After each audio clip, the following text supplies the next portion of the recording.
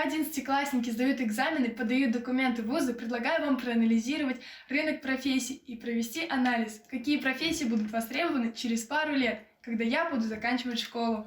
Посетив гору сайтов, я обнаружила, что год от года спрос на специалистов IT-профиля только возрастает.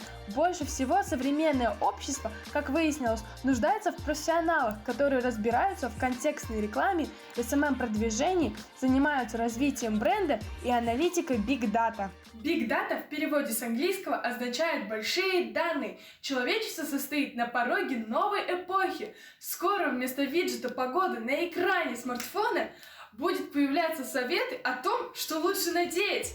Кстати, о здоровье. Последние события показали, что спрос на медиков будет всегда, так что медицинские вузы будут в топе еще долго. Плюс ко всему, медицина будет перекликаться с компьютерными технологиями, появятся новые профессии.